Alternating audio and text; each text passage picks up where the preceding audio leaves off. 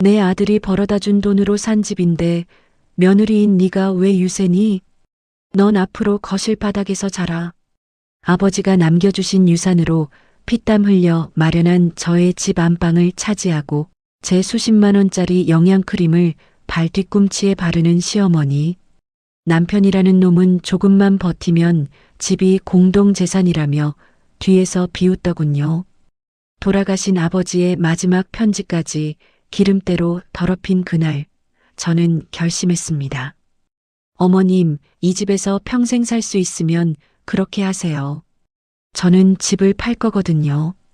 문짝이 통째로 뜯겨나가며 시어머니의 비명소리가 한강에 울려 퍼지던 그날, 과연 누가 피눈물을 흘렸을까요? 통쾌한 이야기 지금 바로 시작합니다. 저는 한강이 보이는 창문 앞에 서서 유리창에 물을 착착 뿌렸습니다. 그리고 나서는 마른 극세사 천을 들어서 유리창을 위에서 아래로 천천히 닦아내렸죠. 천을 내려놓고 한 발짝 물러서서 창밖을 가만히 바라봤어요. 오후 햇살이 한강 수면 위에서 부서지며 반짝이는데 이 집, 제가 얼마나 오래 꿈꿔왔던 곳인지 모릅니다. 안녕하세요. 저는 32살 이소은입니다. 돌아가신 친정아버지께서 남겨주신 유산과 제 연봉을 그야말로 영혼까지 끌어모아서 이 한강뷰 아파트를 마련했거든요. 등기부등본에 딱 찍힌 제 이름 석자를 볼 때마다 정말 가슴 한쪽이 뜨거워집니다. 그래서 다시 창문 쪽으로 다가가 유리 모서리에 남은 물기를 한 번 더 닦아냈어요. 손끝에 전해지는 차가운 유리의 감촉이 그제야 이게 진짜 내 집이구나 하는 현실감을 더해주더라고요. 거실을 지나 안방으로 들어갔습니다. 침대 헤드 위쪽 벽면에는 액자 하나가 걸려 있죠. 그 앞에 멈춰서서 가만히 액자 속 편지를 들여다보았습니다. 아버지의 자필로 적힌 글씨가 눈에 들어오더라고요. 딸의 행복을 빈다.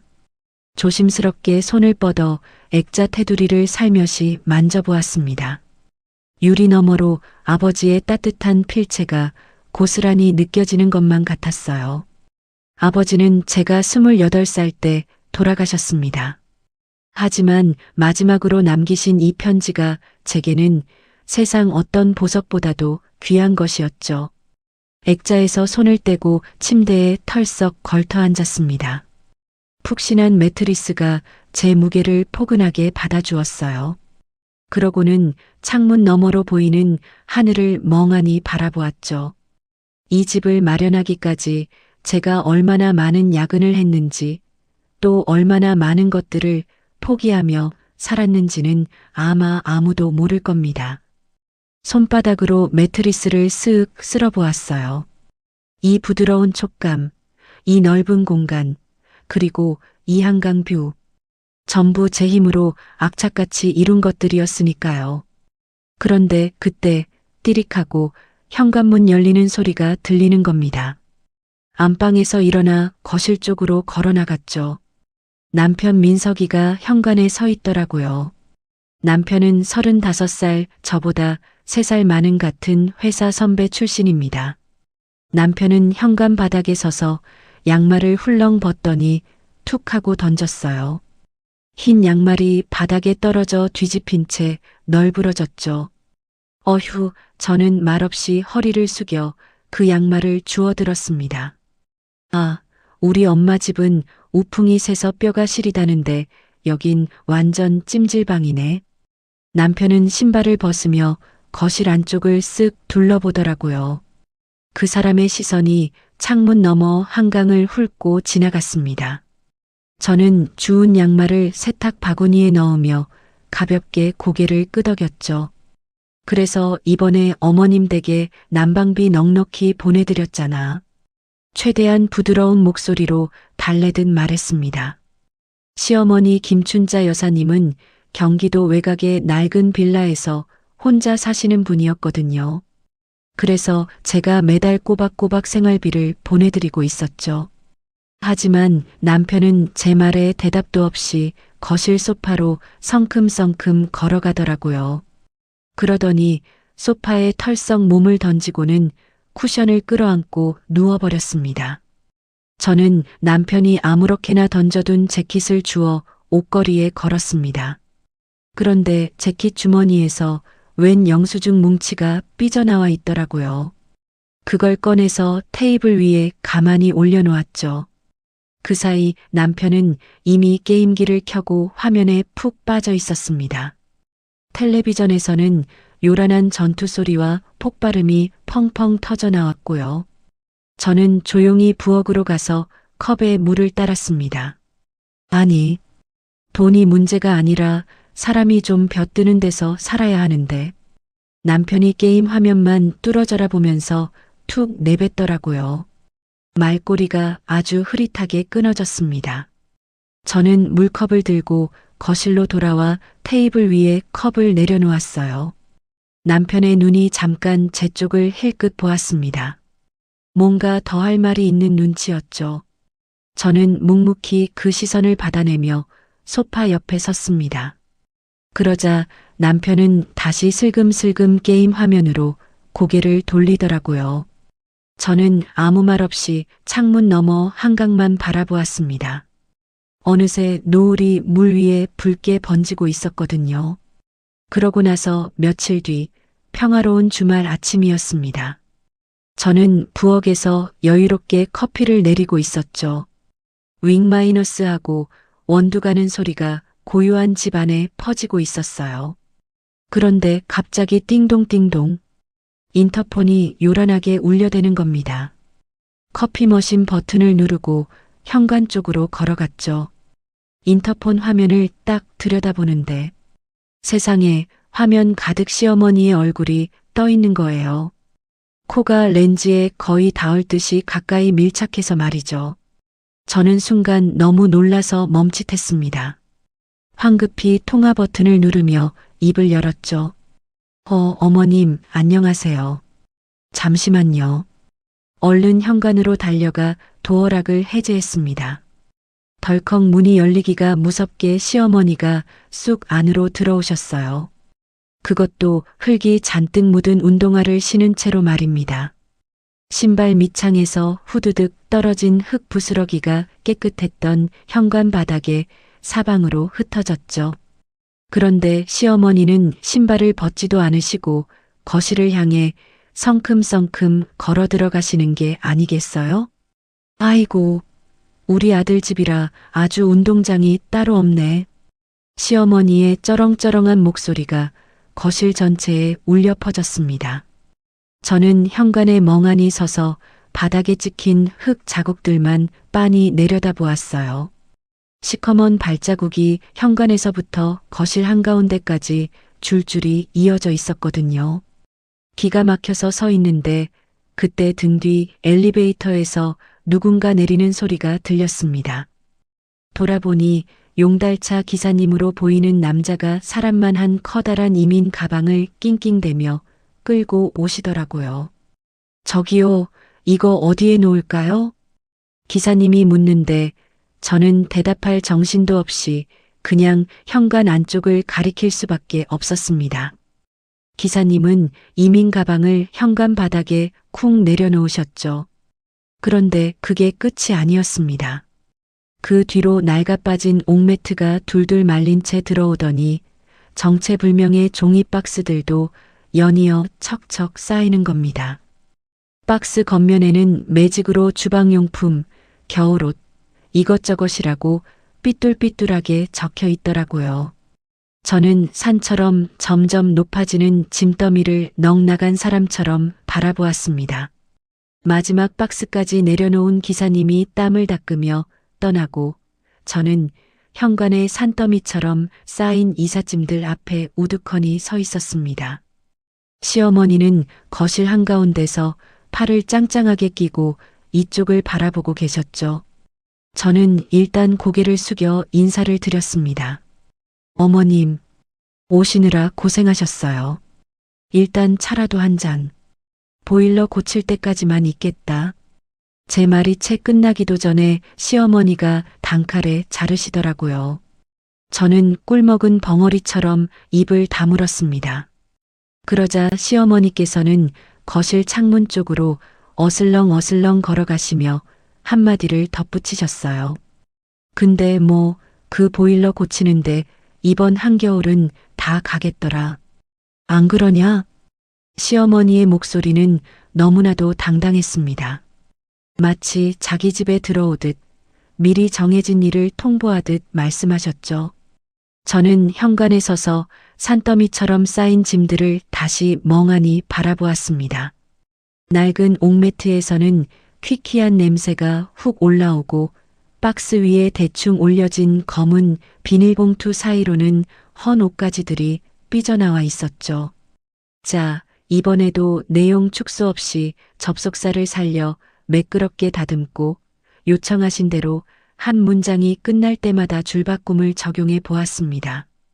TTS로 들었을 때 감정선이 확 살아날 거예요. 저는 지그시 입술을 깨물었습니다. 이건 단순한 방문이 아니라는 걸 단번에 직감했거든요. 네, 바로 길고 끔찍한 장기 점거의 시작이었죠. 저는 무거운 마음으로 현관문을 닫으며 거실 쪽을 바라보았습니다. 어머님은 이미 소파에 떡하니 앉아 텔레비전 리모컨을 쥐고 계셨어요. 채널을 이리저리 돌리는 요란한 소리가 거실에 울려 퍼졌습니다.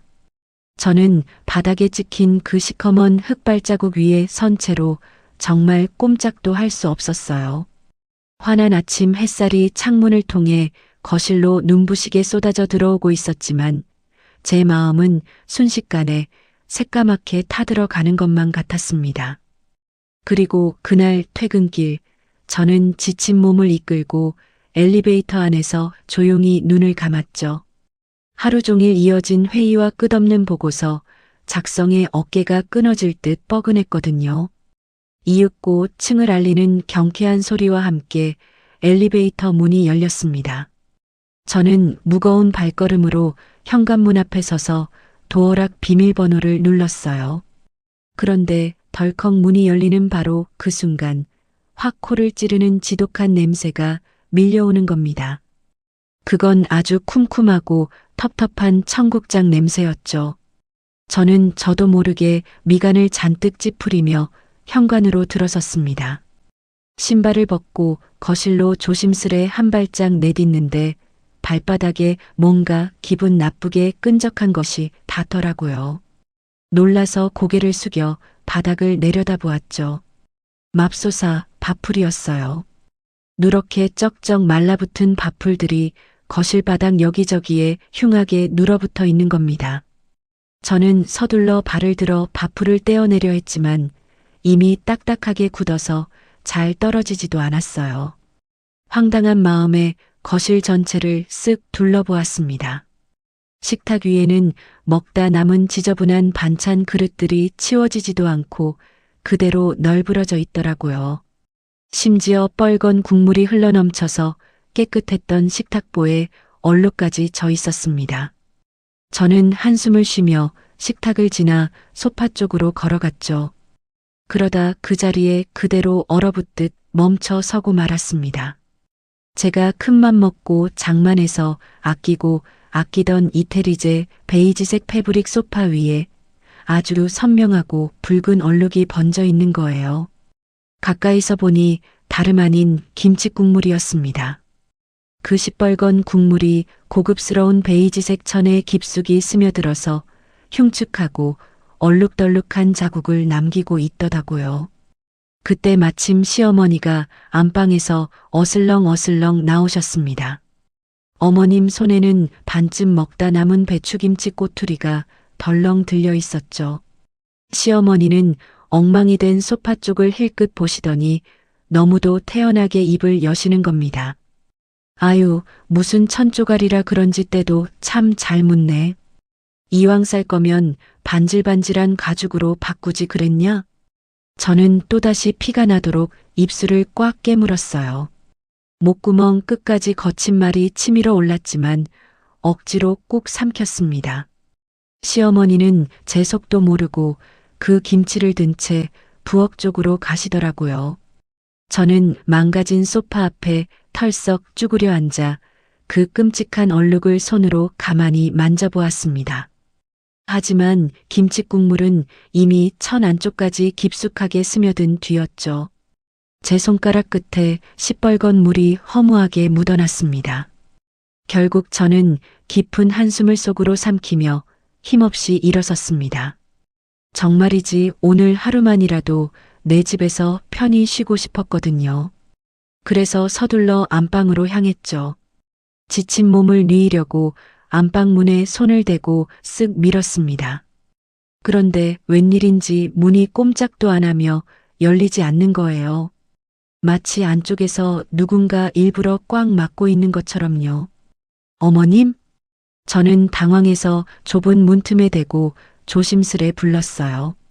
그러자 끼익하고 문이 조금 열리더니 시어머니의 얼굴이 쓱 나타났습니다. 시어머니는 그 좁은 문틈 사이로 쌀쌀맞게 저를 내려다보시더라고요. 야야, 내가 코를 심하게 골아서 혼자 넓게 자야 쓰겄다. 넌 거실로 나가서 자라. 그러더니 시어머니의 억센 손이 불쑥 나와 제 어깨를 획 밀쳐내는 겁니다. 저는 힘없이 뒤로 한 발짝 물러나고 말았죠.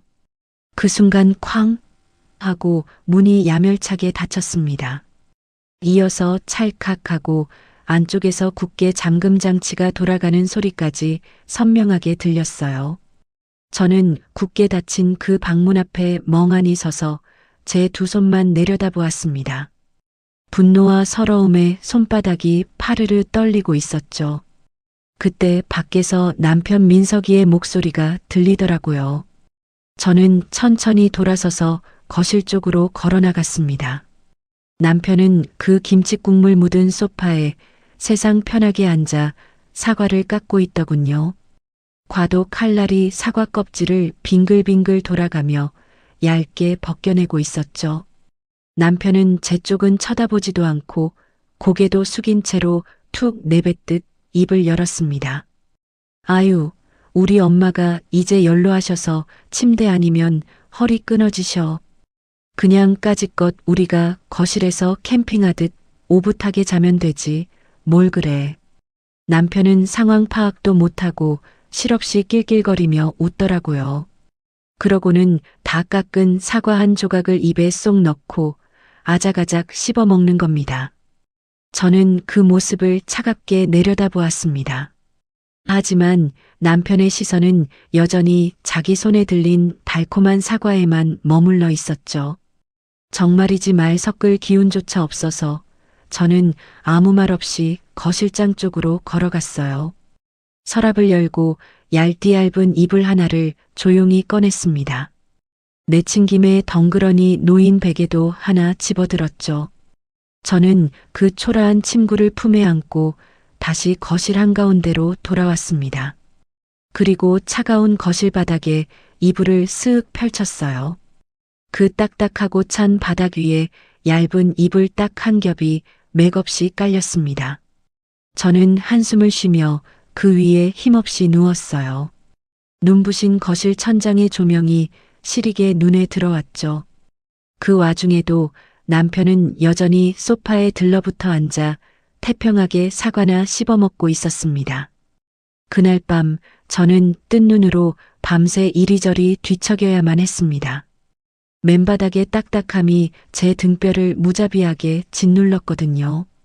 설상가상으로 굳게 닫힌 안방에서는 시어머니의 드르렁거리는 코 고는 소리가 쉴 새 없이 새어나왔습니다.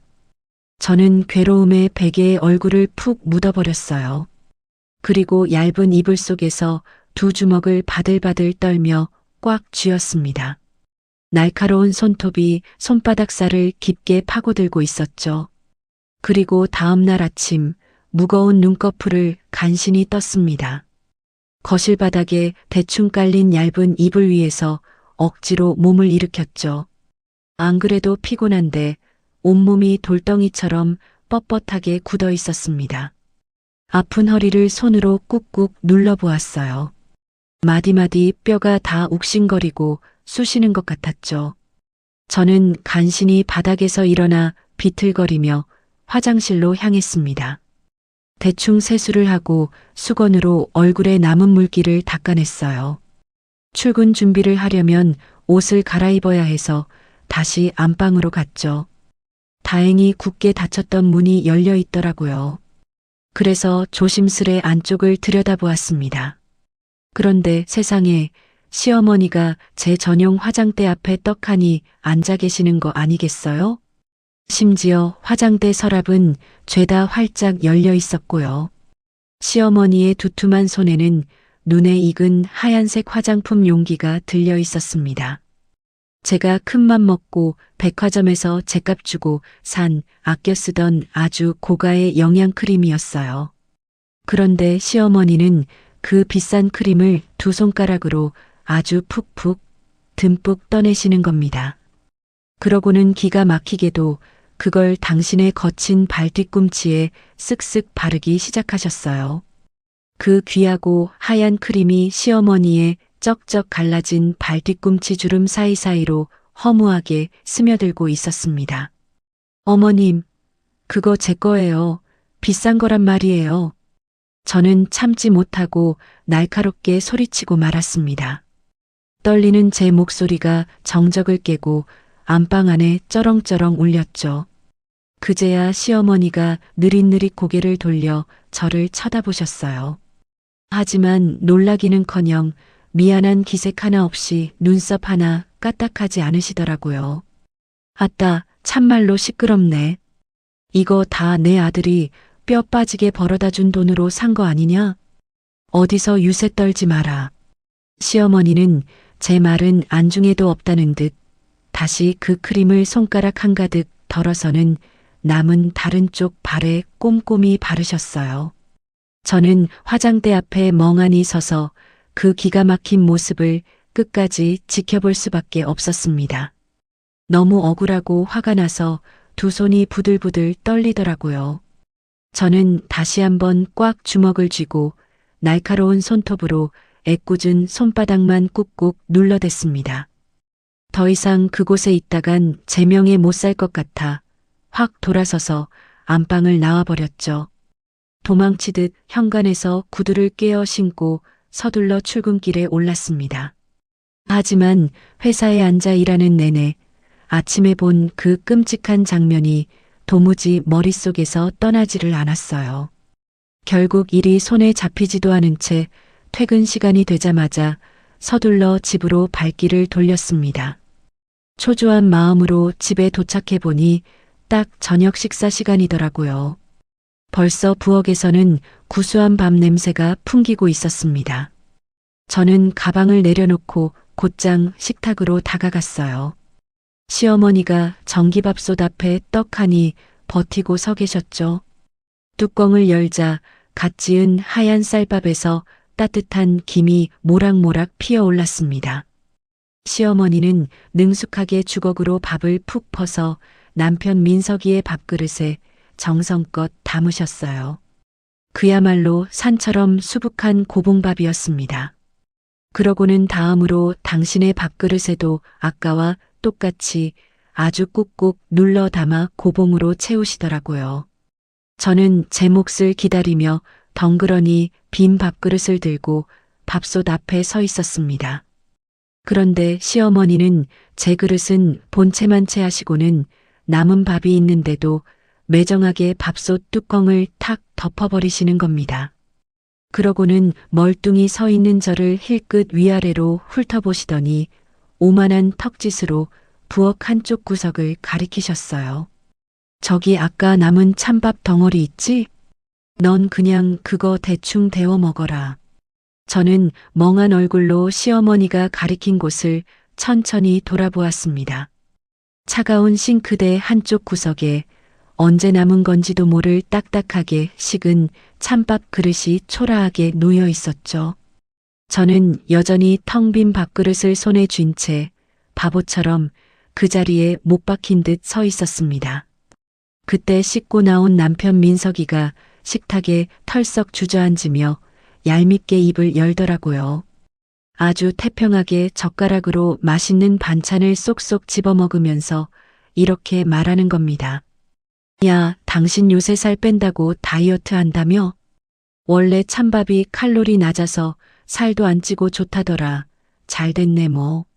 네, 요청하신 대로 민석이라는 이름을 모두 남편으로 수정하고 한 문장씩 줄바꿈하여 매끄럽게 다듬었습니다.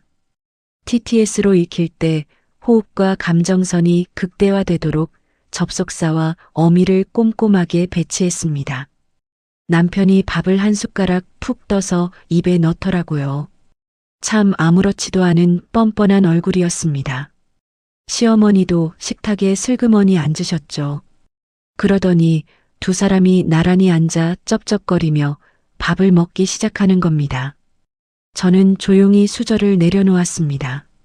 아직 밥은 한 술도 뜨지 않았지만 손에 꽉 쥐고 있던 숟가락을 식탁 위에 탁 내려놓았어요. 차가운 금속이 나무 식탁에 부딪히면서 날카로운 소리를 냈죠. 그런데도 시어머니와 남편은 고개 한번 들지 않더라고요.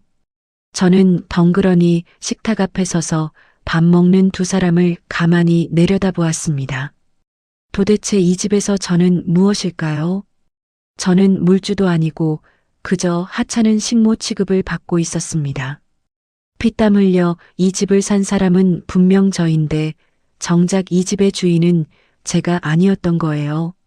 저는 천천히 뒤로 물러나 부엌을 빠져나왔습니다. 그리고 거실 창문 앞에 우두커니 섰죠.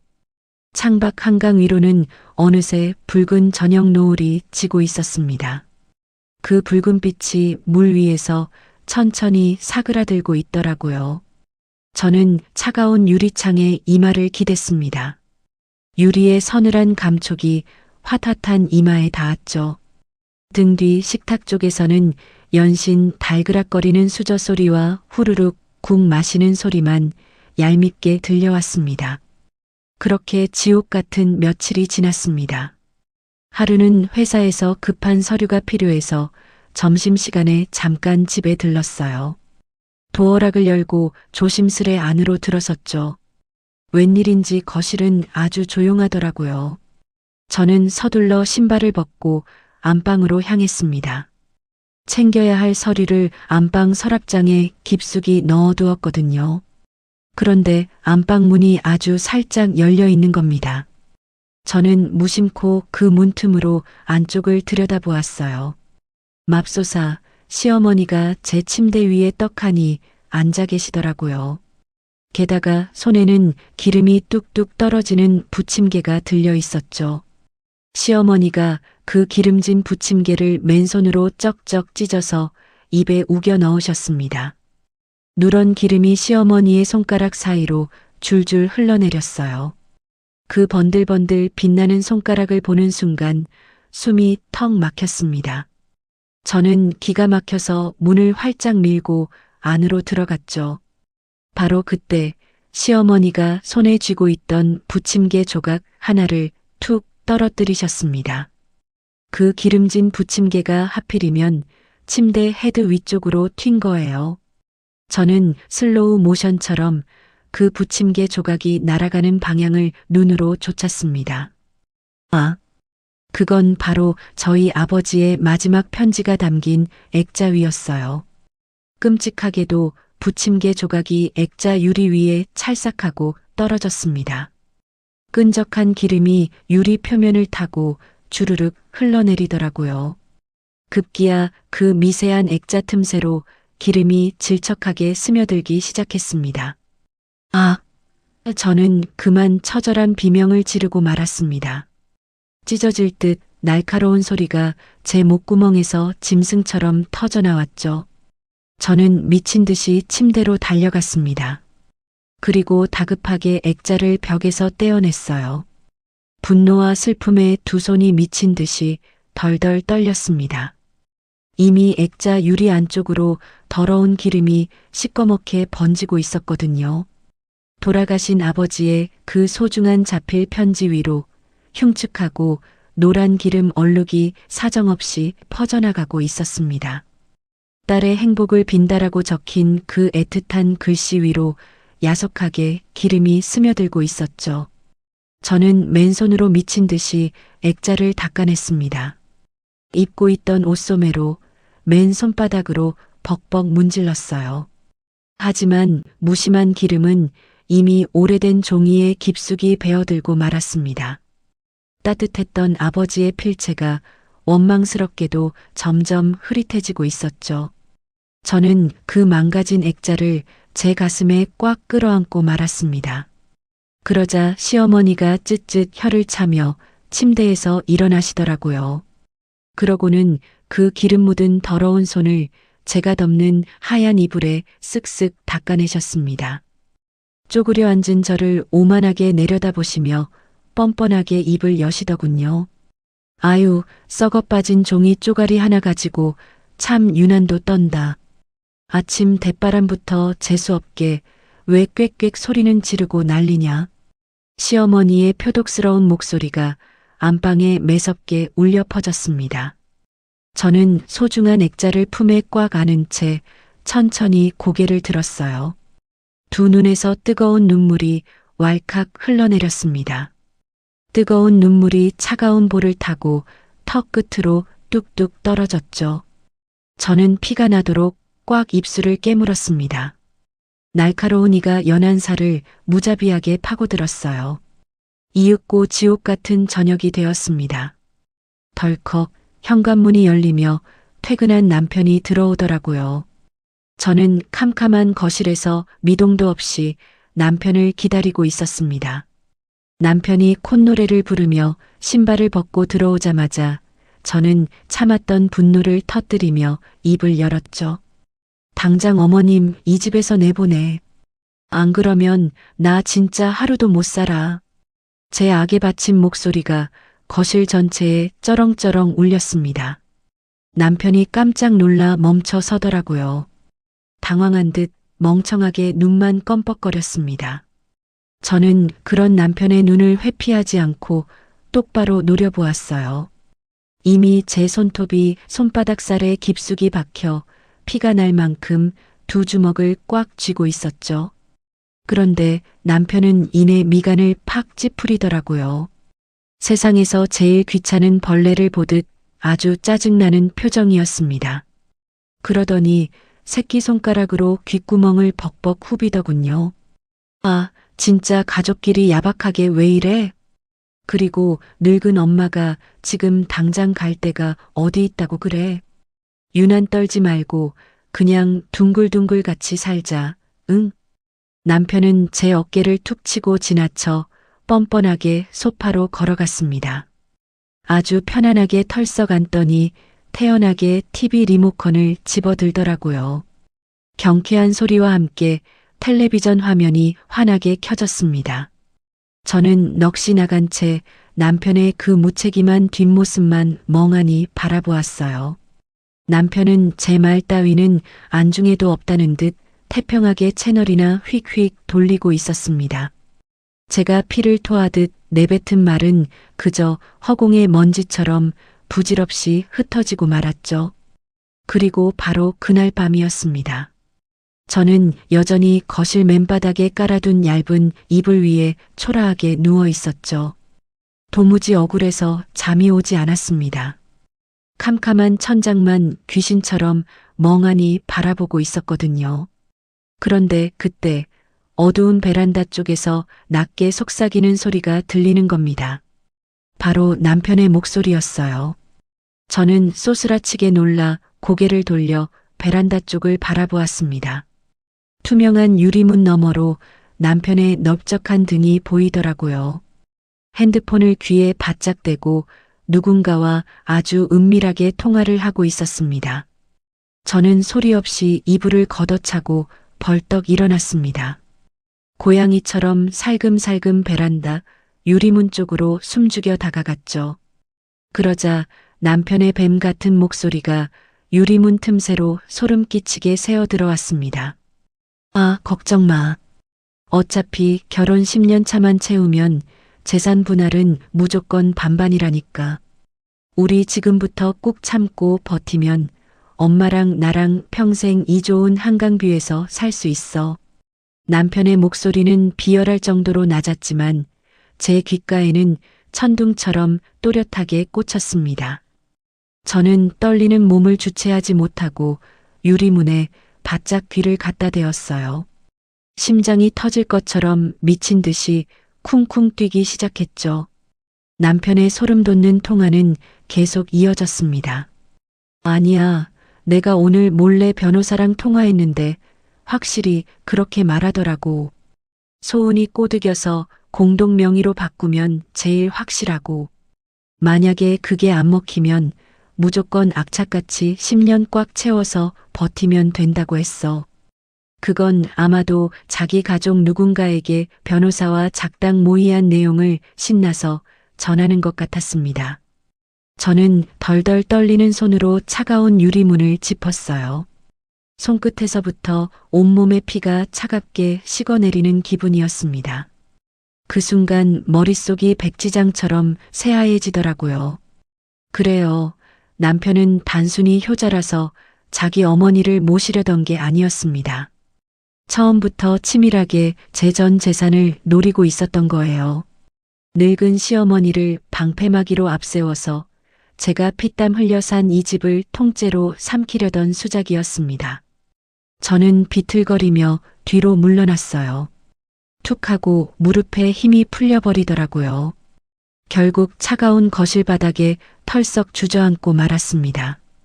비명조차 나오지 않아 두 손으로 입을 틀어막았죠. 짐승처럼 거친 숨이 쌕쌕거리며 터져나왔습니다. 살점이 뜯겨나가는 듯한 처절한 배신감이 뱃속 깊은 곳에서부터 용암처럼 끓어올랐어요. 바로 그때 등 뒤에서 기척이 느껴졌습니다. 저는 흠칫 놀라 천천히 고개를 돌렸어요. 굳게 닫혀있던 안방문이 아주 살짝 열려 있더라고요.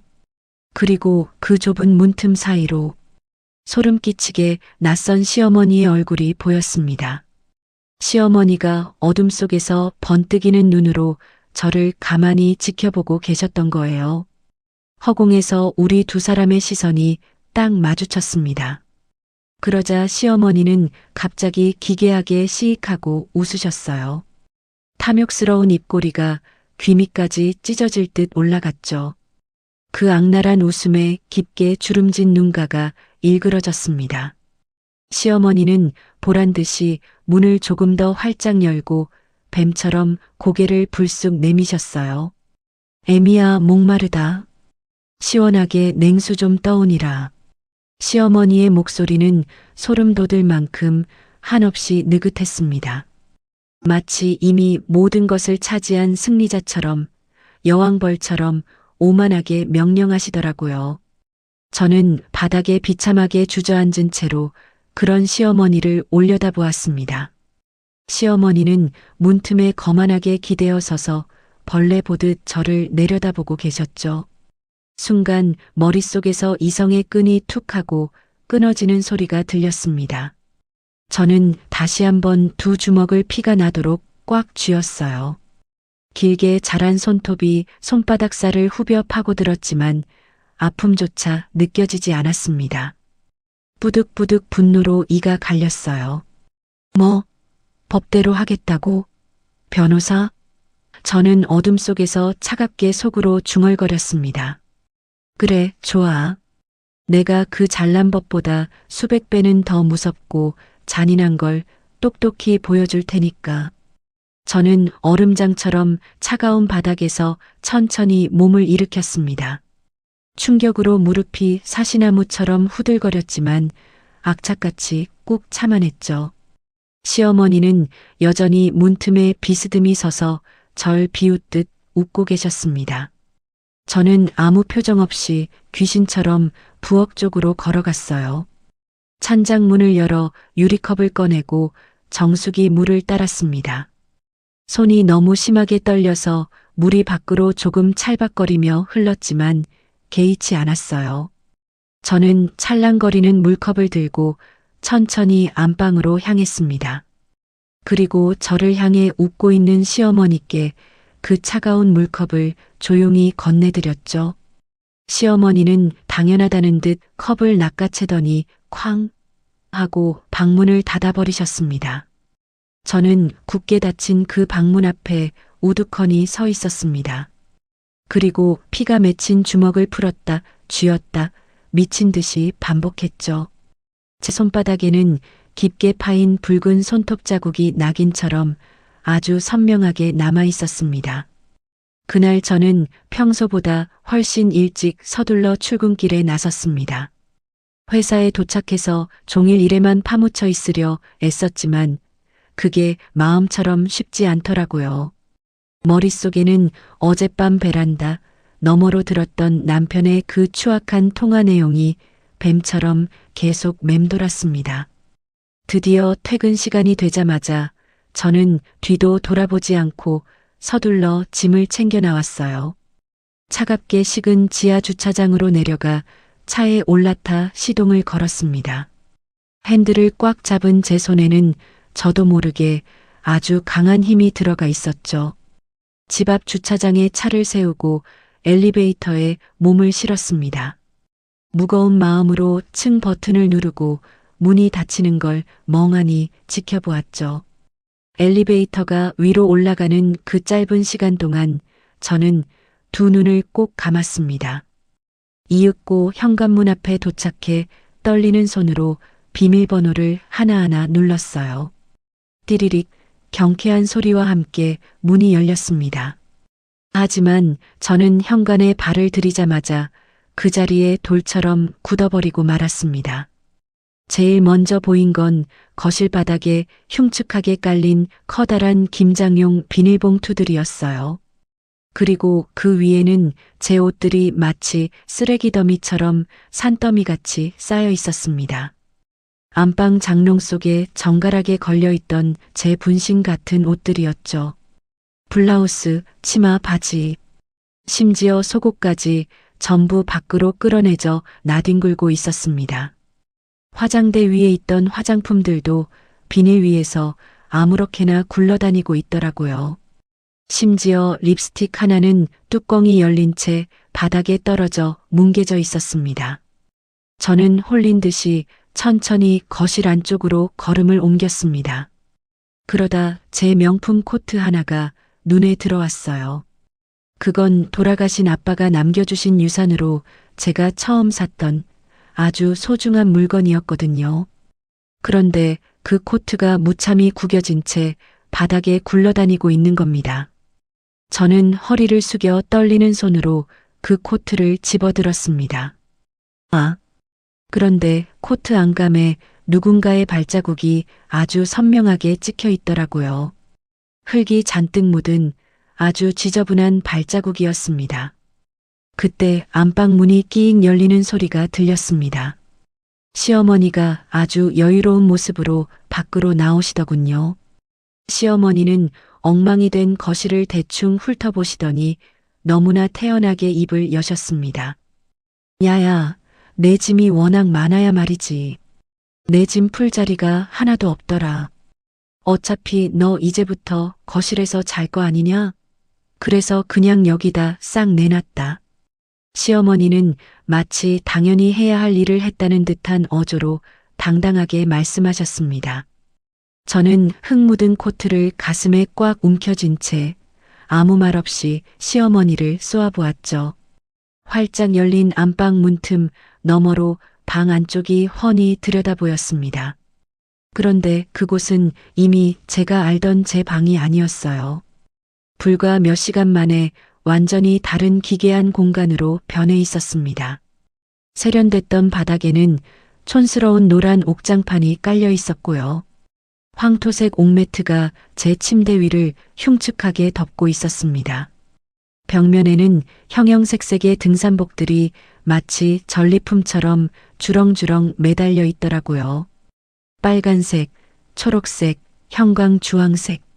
그 눈부신 점퍼들이 제 옷걸이를 차지하고 있었습니다. 방 한쪽 구석에는 이름 모를 한약 박스들이 산처럼 쌓여 있었죠.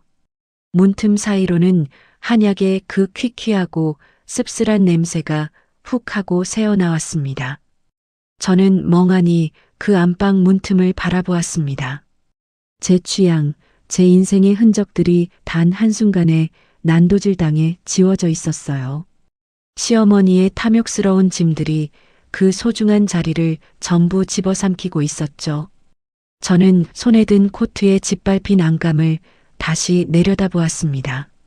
목구멍 안쪽이 뜨거운 불덩이를 삼킨 것처럼 타들어가는 것 같았어요.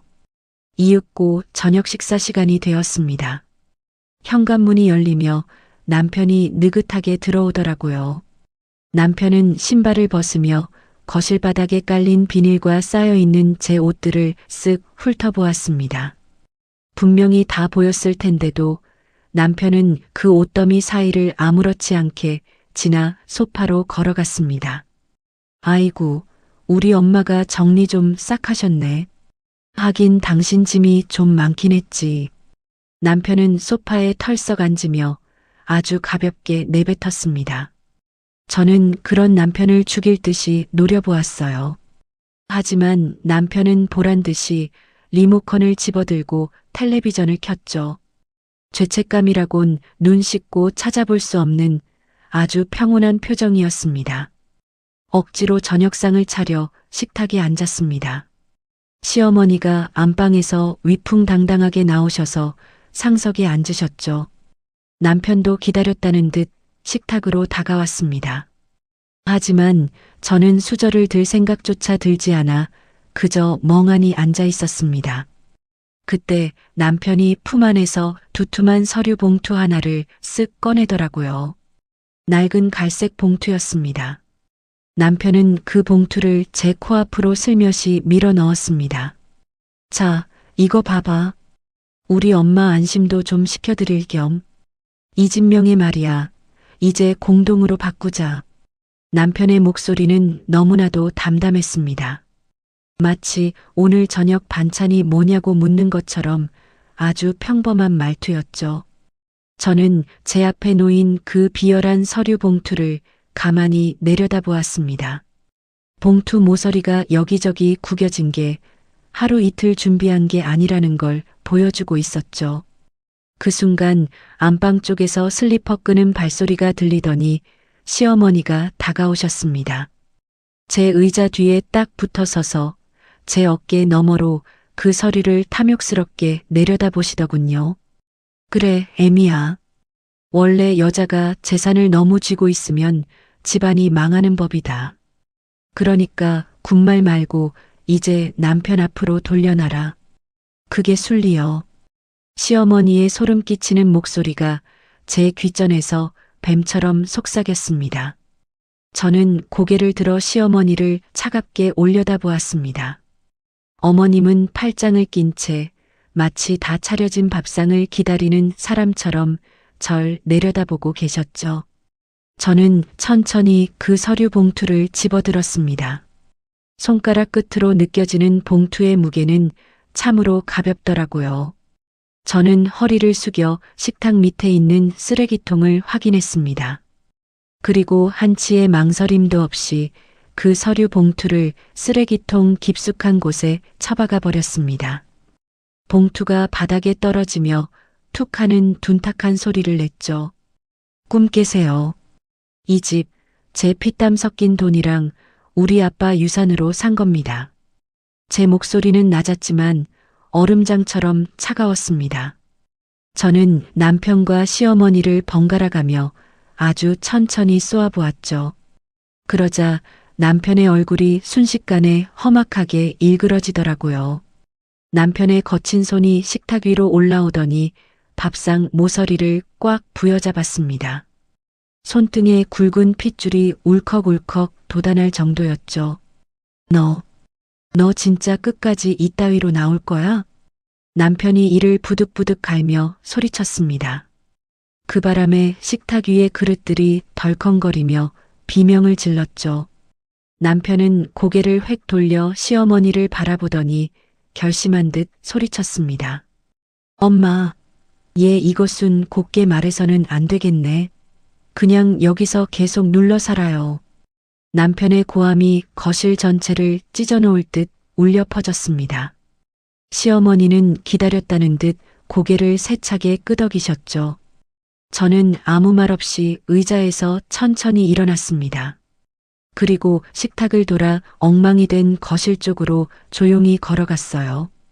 등 뒤로 남편과 시어머니의 도끼 어린 시선이 화살처럼 꽂히는 게 느껴졌습니다. 어느덧 새벽 1시가 되었습니다. 저는 불 꺼진 거실 소파에 미동도 없이 앉아 있었습니다. 집안은 소름 끼칠 정도로 고요했죠. 안방에서는 승리감에 도취된 시어머니의 코 고는 소리가 문틈으로 새어나왔습니다. 남편은 건너편 작은 방에서 이미 깊은 잠에 빠져 있었고요. 저는 떨리는 손으로 스마트폰을 꺼내 들었습니다. 환하게 켜진 화면 위로 검색창을 열었죠. 그리고 손가락에 힘을 주어 글자를 하나하나 입력했습니다. 아파트 급매.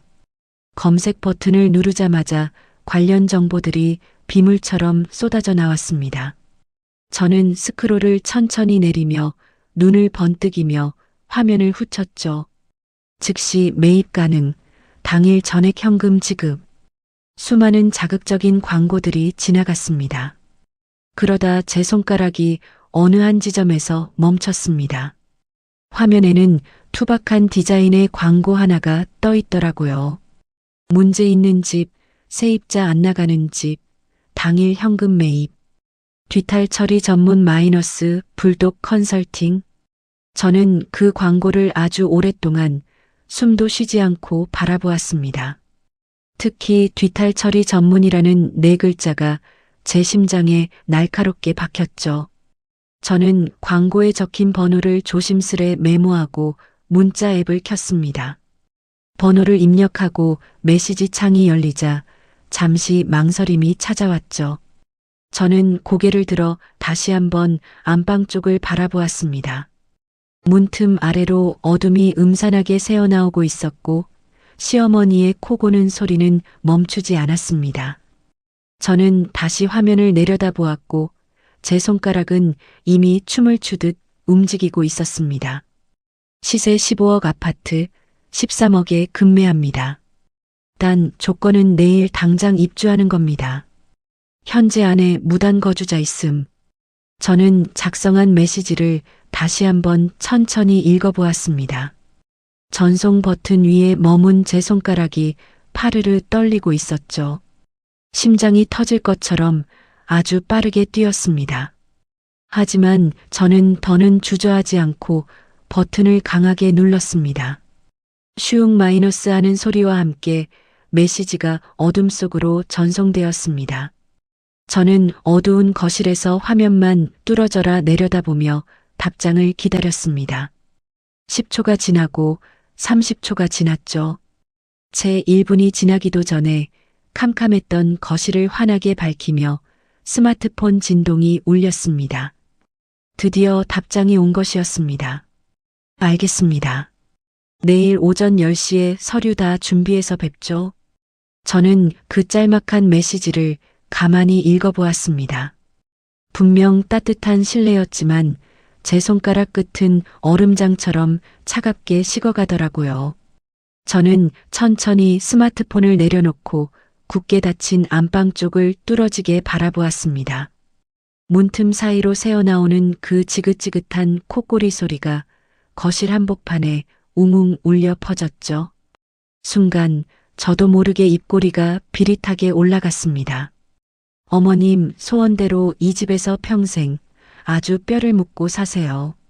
뭐 주인만 바뀔 뿐이지 사시는 데는 지장 없을 테니까요. 저는 나지막이 혼잣말을 중얼거렸습니다. 제 차가운 목소리가 캄캄한 어둠 속으로 연기처럼 스며들었죠. 저는 소파에 깊숙이 등을 기대고 앉아 천장을 멍하니 올려다보았습니다. 창문 너머로는 어느덧 새벽 하늘이 검푸르게 빛나며 밝아오고 있었어요. 저는 스마트폰을 손에 꼭 쥔 채 짧은 평화를 만끽하며 눈을 감았습니다. 이윽고 결전의 날, 다음 날 아침이 밝았습니다. 저는 거실 소파에서 무거운 눈꺼풀을 떴죠. 밤새 이런저런 생각에 제대로 잠을 이루지 못해 눈이 뻑뻑했습니다. 하지만 신기하게도 몸은 날아갈 듯 이상하게 가벼운 기분이더라고요. 저는 소파에서 일어나 곧장 화장실로 향했습니다. 찬물로 세수를 하고 거울 속 제 얼굴을 가만히 들여다보았습니다. 거울 속에 비친 제 눈빛은 그 어느 때보다 맑고 단단해 보였습니다. 이제 본격적으로 출근 준비를 시작했죠. 하지만 오늘은 평소보다 훨씬 더 일찍 그리고 기민하게 움직여야만 했습니다. 회사에 가기 전에 반드시 처리해야 할 아주 중요한 일이 있었거든요. 저는 결연한 의지로 안방을 향해 걸어갔습니다. 제 생명줄과도 같은 집 문서와 인감도장이 바로 그 안방 금고 속에 들어있었기 때문이죠. 안방 문 앞에 서서 차가운 손잡이를 꽉 잡았습니다. 그리고 문을 힘껏 밀었죠. 그런데 아니나 다를까 문이 꼼짝도 하지 않고 안쪽에서 꽉 막혀 있는 겁니다. 저는 짜증을 억누르며 방문을 거칠게 두드렸어요. 어머님, 잠깐 금고에서 서류 좀 꺼내야 하니까 문 좀 열어주세요. 그러자 안에서 부스럭거리는 기분 나쁜 소리가 들리더니 느릿느릿한 발소리가 문 쪽으로 다가왔습니다. 이윽고 문이 조금 열리더니 시어머니의 얼굴이 좁은 문틈 사이로 쓱 나타나더군요. 아니, 어디 아침 대바람부터 안방을 제 집 드나들듯 들락거리냐? 부정 타겟이리 당장 저리 안 가. 시어머니는 적반하장으로 제 앞을 가로막으며 으름장을 놓으셨습니다. 저는 시어머니의 두툼한 어깨 너머로 금고가 있는 쪽을 매섭게 째려보았죠. 그러고는 한 발자국 강하게 앞으로 내디뎠습니다. 기세에 눌린 시어머니는 엉거주춤 뒤로 밀려나셨고 저는 그 틈을 타방 안으로 쑥 들어갔습니다. 곧장 금고 앞으로 달려간 저는 제 눈을 의심할 수밖에 없었습니다. 세상에 금고 다이얼이 아주 처참하게 부서져 있는 게 아니겠어요? 누군가 무거운 공구로 무식하게 뜯어낸 것이 분명했습니다. 다이얼 주변의 금속판은 흉측하게 찌그러져 있었고 굳게 닫혀 있어야 할 금고 문은 이미 반쯤 벌어져 있었죠. 저는 떨리는 손으로 금고 문을 활짝 열어젖혔습니다. 안쪽은 그야말로 난장판이었어요. 중요한 서류들이 여기저기 뒤섞여 있는 게 누군가 이미 샅샅이 뒤진 흔적이 역력했습니다. 저는 소름이 돋아 뒤를 획 돌아보았습니다. 시어머니는 침대 모서리에 태연하게 걸터 앉아 저를 보고 계시더라고요. 아주 뻔뻔하고도 태평한 표정으로 말이죠. 야야, 그 안에 뭐가 들었나 하도 궁금해서 사람 불러다 한번 따봤다. 보니까 며느리가 시어머니한테 아주 비밀이 많더구나. 시어머니는 가당치도 않다는 듯 코웃음을 치셨습니다. 저는 분노를 억누르며 금고 안을 다시 꼼꼼히 살폈습니다. 다행히 가장 중요한 등기권리증이 구석에 처박혀 있더라고요. 저는 번개처럼 손을 뻗어 그 권리증을 낚아챘습니다. 그러자 시어머니가 화들짝 놀라며 자리에서 일어나 제 쪽으로 달려오시더군요. 시어머니의 거친 손이 제 손목을 향해 독수리처럼 뻗어왔습니다. 하지만 저는 더 빨랐죠. 권리증을 가슴 쪽으로 확 끌어당기며 몸을 피했습니다. 시어머니의 손은 허망하게 허공만 휘저었고요. 저는 그런 시어머니를 얼음장 같은 눈으로 똑바로 응시했습니다. 이게 당신들한테 베푸는 제 마지막 예의였는데 진짜 끝까지 바닥을 보여주시네요. 저는 낮지만 아주 단단한 목소리로 내뱉었습니다. 시어머니는 당황한 듯 눈을 치켜떴지만 저는 더 이상 대꾸할 가치도 느끼지 못했습니다. 저는 그대로 그녀의 옆을 스치듯 지나쳐 안방을 빠져나왔죠. 참고로 제 인감도장은 이미 며칠 전에 미리 회사 사물함으로 옮겨둔 상태였습니다. 저는 곧장 제 방으로 달려가 구석에 있던 캐리어를 꺼냈습니다. 서랍을 거칠게 열고 정말 필요한 옷까지만 골라 캐리어에 쓸어 담았죠. 속옷 몇 벌과 당장 입을 출근복, 그리고 간단한 세면도구들, 마지막으로 화장대 서랍 깊숙한 곳에서 제 보물들을 꺼냈습니다. 어머니가 돌아가시기 전에 물려주신 진주 귀걸이와 아버지께 선물 받은 낡은 손목시계였죠. 저는 그것들을 파우치에 소중히 담아 캐리어 안쪽 주머니에 깊숙이 넣었습니다. 드디어 캐리어 지퍼를 드르륵 닫고 손잡이를 잡아 세웠습니다. 저는 캐리어를 끌고 거침없이 현관을 향해 걸어갔죠. 바퀴가 매끄러운 마루 바닥 위를 구르며 덜컹거리는 소리를 냈습니다. 거실을 막 지나치려는데 등 뒤에서 시어머니의 앙칼진 목소리가 들려오더군요. 야, 너 지금 어딜 가냐? 밥은 차려놓고 가야 할 거 아니야. 하지만 저는 단 한 걸음도 멈추지 않았습니다. 오히려 보란 듯이 현관으로 계속 걸어가 신발장에서 구두를 꺼내 신었죠. 그 소란에 남편이 부스스한 잠옷 차림으로 작은 방에서 기어 나왔습니다. 남편은 상황 파악이 안 되는지 제 팔을 덥석 잡으며 물었습니다. 야, 소은아, 당신 지금 이 아침부터 캐리어 끌고 어디 가는 거야? 저는 혐오감이 들어 남편의 손을 거칠게 뿌리쳤습니다. 제 매끄러운 손목에서 남편의 끈적한 손가락이 힘없이 떨어져 나갔죠. 저는 그런 남편을 아주 차갑게 쏘아보았습니다. 나 당분간 호텔 가서 지낼 거야. 그러니까 당신들끼리 여기서 실컷 즐기고들 있어. 저는 망설임 없이 현관문을 벌컥 열었습니다. 그리고 캐리어를 끌고 미련 없이 문 밖으로 나섰죠.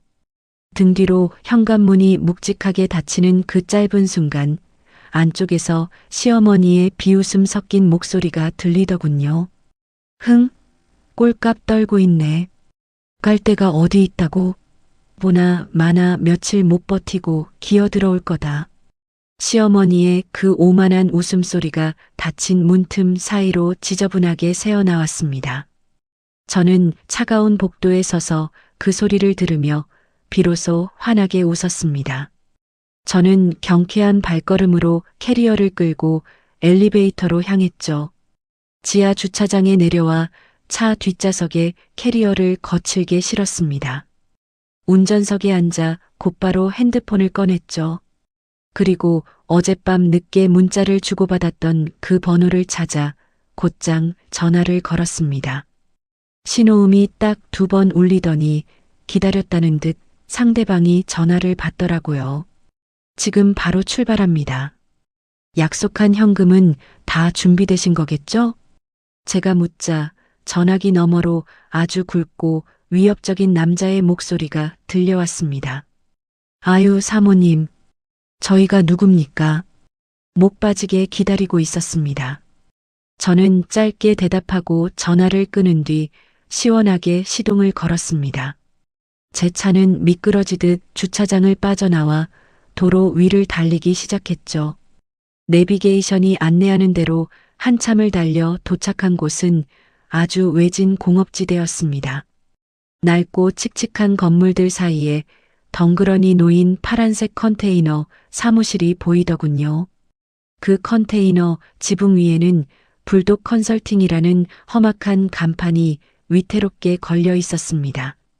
저는 차에서 내려 망설임 없이 컨테이너를 향해 걸어갔습니다. 컨테이너 문은 이미 활짝 열려 있더라고요. 좁고 답답한 안으로 들어서자 낡은 책상 하나가 덩그러니 놓여 있었습니다. 그 책상 뒤에는 한 남자가 앉아 있었는데 두꺼운 금목걸이가 형광등 불빛에 번쩍거리더군요. 남자의 굵은 팔뚝에는 용과 호랑이가 뒤엉킨 거친 문신이 가득했습니다. 그가 자리에서 일어나자 어깨가 문틀을 다 가릴 정도로 키가 엄청나게 컸습니다. 마동철입니다. 소문의 그 화끈한 사모님이시죠? 남자가 굵직한 목소리로 저를 반겼습니다. 저는 가볍게 고개를 끄덕여 답했죠. 속으로는 마 사장이라고 불러야겠다고 생각했습니다. 마 사장은 턱짓으로 책상 위를 가리켰습니다. 거기엔 어마어마한 양의 현금 뭉치와 수표들이 산더미처럼 쌓여 있었죠. 저는 잠시 그 돈더미를 가만히 바라보았습니다. 책상 위에는 미리 준비된 계약서가 놓여 있었습니다. 저는 가져온 가방에서 소중한 권리증과 인감도장을 꺼냈습니다. 그리고 계약서를 한 장 한 장 넘기며 꼼꼼하게 읽어내려갔죠. 매도인 이소은, 매수인 마동철. 금액란에는 정확히 13억 원이라는 숫자가 선명하게 적혀 있었습니다. 저는 주저없이 제 인감도장을 꾹 찍었습니다. 시세보다 무려 2억이나 싸게 드리는 겁니다. 대신 등기 이전에 필요한 모든 서류를 다 드릴 테니 오늘 바로 가서 점유권 행사하세요. 저는 마 사장의 눈을 똑바로 바라보며 단호하게 말했습니다. 그러자 마 사장은 누런 이를 다 드러내며 아주 만족스럽다는 듯 웃더군요. 아이고, 사모님 정말 화끈하시네. 내 스타일이야. 어차피 잔금 다 치렀으면 이제부터 그 집은 내 집이지. 안에 박혀 있다는 그 짐승들은 제가 전문이니까 아무 걱정 마죠. 아주 확실하게 치워드릴 테니. 마 사장은 호기롭게 책상 위에 현금 다발과 수표를 제 쪽으로 밀어주었습니다. 저는 그 자리에서 핸드폰을 꺼내 은행 앱을 확인했습니다. 잠시 후 청아한 알림음과 함께 입금 13억 원이라는 메시지가 도착하더군요. 화면 속의 숫자는 더할 나위 없이 선명하고 아름다웠습니다. 저는 가방에서 며칠 전까지 제 전부였던 집키를 꺼냈습니다. 그리고 마 사장의 투박한 손바닥 위에 조용히 올려놓았죠. 마지막으로 메모지에 우리 집 현관 비밀번호를 꼼꼼히 적어 함께 건네주었습니다. 자, 마 사장님, 이게 비밀번호입니다. 마 사장은 제 손에서 키와 메모지를 건네받았습니다. 그러더니 아무렇지도 않게 바지 주머니에 툭 집어넣더라고요. 이어서 마 사장이 책상 위에 놓인 낡은 무전기를 집어들었습니다. 치직거리는 소리와 함께 버튼을 꾹 누르더군요. 야, 작업 들어간다. 연장 챙겨서 2시 정각까지 집합해라. 무전기 너머로 지직거리는 소음과 함께 짧은 대답이 들려왔습니다. 마 사장은 무전기를 내려놓고는 저를 뚫어지게 바라보았죠. 사모님은 이제 걱정 말고 편히 쉬고 계셔. 오늘 안으로 아주 깔끔하게 정리해 드릴 테니까요. 저는 말없이 고개를 끄덕이고 컨테이너 사무실을 나왔습니다. 밖으로 나오니 오후에 햇살이 눈이 부실 정도로 쏟아지고 있더라고요. 저는 서둘러 차에 올라타 시동을 걸었습니다. 내비게이션에 미리 예약해둔 호텔 주소를 입력했죠. 차는 거친 엔진 소리를 내며 공업지대를 빠져나갔습니다. 백미러 속으로 파란 컨테이너 사무실이 점점 작아지는 걸 보며 저는 묘한 해방감을 느꼈습니다. 그 시각 집안은 아주 평온하고 고요했습니다. 시어머니는 거실 한복판에 서서 위풍당당하게 주위를 둘러보았죠. 제가 짐을 싸서 나간 지 겨우 몇 시간이 지났을 뿐이었습니다. 시어머니는 콧노래를 흥얼거리며 부엌으로 걸어갔습니다. 그러더니 찬장을 활짝 열어젖히더라고요.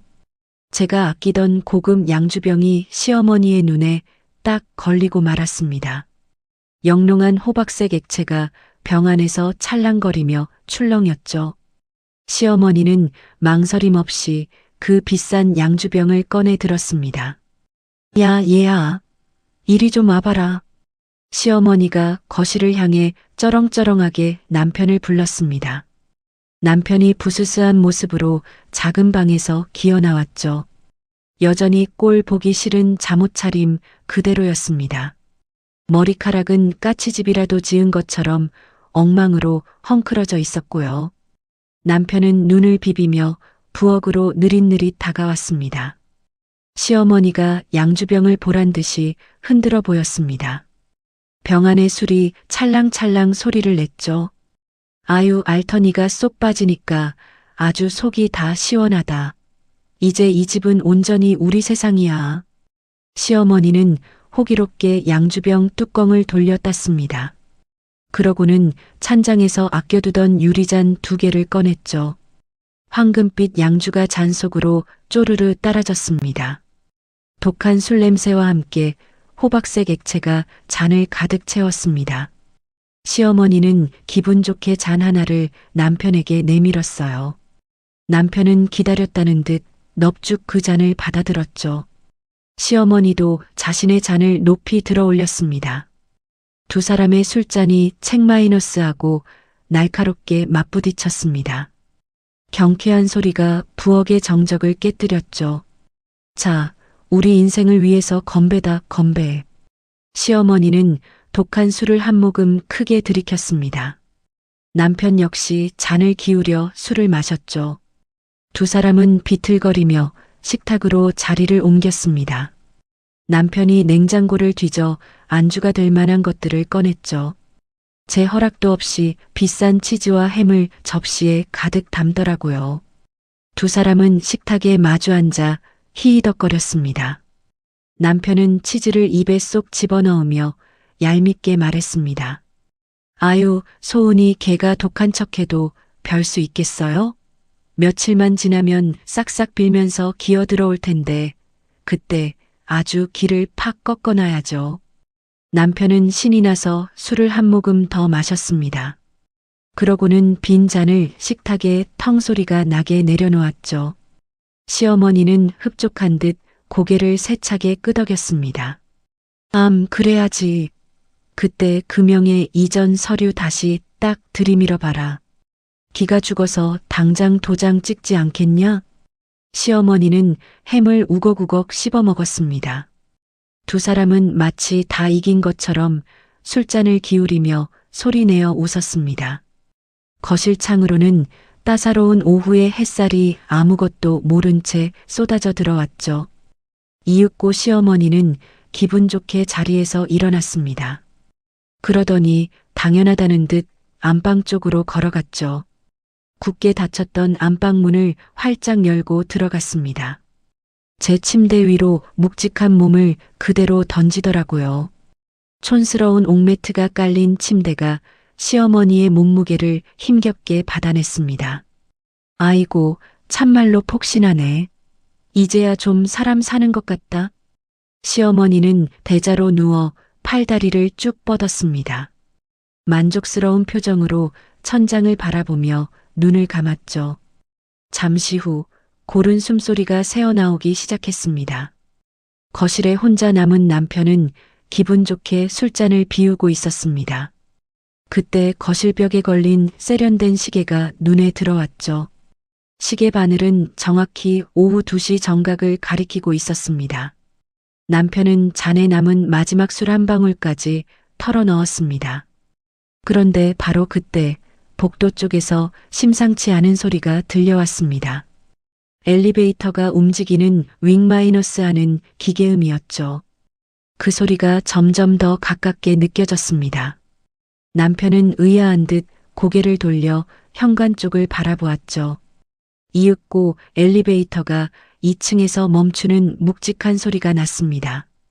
곧이어 초인종 소리가 쩌렁쩌렁 울렸습니다. 딩동 마이너스 하고 말이죠. 남편은 시익 웃으며 자리에서 일어났습니다. 승리자의 미소라도 짓듯 입꼬리가 실룩거리더라고요. 꺼봐요. 내 말이 맞지? 소은이 걔 벌써 항복하고 왔네. 남편은 기세등등하게 현관을 향해 걸어갔습니다. 발걸음이 아주 가볍고 경쾌했습니다. 세상에서 가장 의기양양한 표정이었죠. 남편이 현관문 앞에 떡하니 섰습니다. 도어락을 열려고 손을 뻗는 바로 그 찰나였습니다. 그런데 문을 열어주기도 전에 도어락에서 삐비빅 소리가 들리는 겁니다. 누군가 밖에서 능숙하게 비밀번호를 누르는 소리였죠. 남편의 손이 당황한 듯 허공에서 딱 멈춰버렸습니다. 이윽고 굳게 닫혔던 문이 바깥쪽에서 벌컥 열렸습니다. 남편은 깜짝 놀라 뒤로 한 발자국 물러났죠. 벌어진 문틈 사이로 험악한 검은 양복 차림이 보였습니다. 문이 완전히 활짝 열리더니 덩치 큰 사내 하나가 집 안으로 들이닥쳤습니다. 한눈에 봐도 위협적인 사내가 현관으로 발을 들였죠. 지저분한 구둣발이 깨끗한 현관 바닥을 쿵 하고 밟았습니다. 아주 묵직하고 소름 끼치는 발소리였습니다. 그런데 그 사내 뒤로 또 다른 사내들이 줄줄이 들어오는 게 아니겠어요? 1명, 2명 계속해서 들어왔습니다. 검은 양복을 입은 남자들이 험악한 표정으로 거실을 가득 메웠습니다. 무려 4명, 5명이나 되는 거구들이었습니다. 남편은 겁에 질려 자꾸만 뒤로 밀려났죠. 결국 차가운 거실벽에 등이 닿고 말았습니다. 그리고 맨 마지막에 아주 천천히 들어오는 한 사람이 있었습니다. 두꺼운 금목걸이가 형광등 불빛을 받아 번쩍거렸죠. 팔뚝에는 징그러운 용과 호랑이 문신이 가득했습니다. 바로 그 무서운 마 사장이었습니다. 마 사장은 거실 바닥을 아주 차갑게 내려다보더라고요. 비닐 위에 쓰레기처럼 널브러진 제 옷가지들이 마 사장의 눈에 들어왔습니다. 마 사장은 인상을 쓰더니 바닥에 가래침을 퇴하고 뱉어버렸습니다. 지저분한 침이 거실 바닥에 흉측하게 떨어졌죠. 아이고, 집 꼬락서니 하고는. 이거 청소 좀 제대로 해야겠는데? 마 사장은 아주 낮게 중얼거렸습니다. 그 목소리가 너무나도 낮고 굵어서 소름이 돋을 정도였습니다. 남편은 벽에 등을 딱 붙인 채로 덜덜 떨며 소리쳤습니다. 이보세요. 당신들 다 누구야? 이거 엄연한 주거침입이라고. 남편의 목소리는 이미 사시나무 떨듯 사정없이 떨리고 있었죠. 그러자 덩치 큰 사내 하나가 남편 쪽으로 성큼 다가갔습니다. 그러더니 커다란 손바닥으로 남편의 가슴을 툭 밀었습니다. 가볍게 민 것 같았지만 남편의 몸은 그대로 뒤로 붕 날아갔죠. 남편의 등이 벽에 쿵 하고 세게 부딪혔습니다. 그는 비명도 못 지른 채 바닥에 힘없이 주저앉았습니다. 바로 그때 안방 쪽에서 요란한 소리가 들려왔습니다. 문이 벌컥 열리더니 시어머니가 뛰쳐나왔죠. 시어머니는 잠결에 놀라 밖으로 달려나왔습니다. 머리카락은 귀신처럼 산발이 된 채 엉망이었고요. 시어머니는 거실을 가득 메운 검은 양복들을 보고 눈이 휘둥그레졌습니다. 아이고 머니나, 당신들 뭐야? 누구 맘대로 남의 귀한 집에 신발도 안 벗고 들어와. 시어머니가 쩌렁쩌렁하게 악을 쓰며 소리를 질렀습니다. 그 앙칼진 목소리가 거실 전체에 울려 퍼졌죠. 하지만 마 사장은 시어머니를 물끄러미 바라볼 뿐이었습니다. 눈썹 하나 까딱하지 않는 그 모습이 더 무서웠습니다. 마 사장은 안주머니에서 서류 뭉치를 하나 꺼냈습니다. 접혀있던 종이를 거칠게 차악 펼쳤죠. 그건 다름 아닌 아파트 매매 계약서였습니다. 마 사장은 바닥에 주저앉은 남편 앞으로 성큼성큼 다가갔습니다. 그러더니 그 계약서를 남편의 얼굴 앞에 바짝 들이밀었죠. 종이가 바스락거리는 소리가 남편의 코앞에서 들렸습니다. 야, 눈 있으면 똑바로 읽어봐라. 어제부로 이 집의 진짜 주인은 나 마동철이다. 마 사장의 묵직한 목소리가 집 안가득 울려 퍼졌습니다. 남편은 멍청한 표정으로 계약서를 바라보았죠. 떨리는 눈으로 종이 위에 글씨를 하나하나 훑어 내려갔습니다. 매도인 이소은, 매수인 마동철, 금액 13억 원. 매도인 서명란에는 제 인감도장이 그 어느 때보다 선명하게 찍혀 있었습니다. 마 사장은 이어서 계약서 옆에 다른 서류 하나를 더 보여주더군요. 그건 바로 제 이름과 도장이 찍힌 인감증명서였습니다. 모든 서류가 완벽하게 준비되어 있었죠. 전 주인이 말이야, 이 안에 있는 짐이랑 쓰레기들 싹 다 처리해달라고 부탁하더라고요.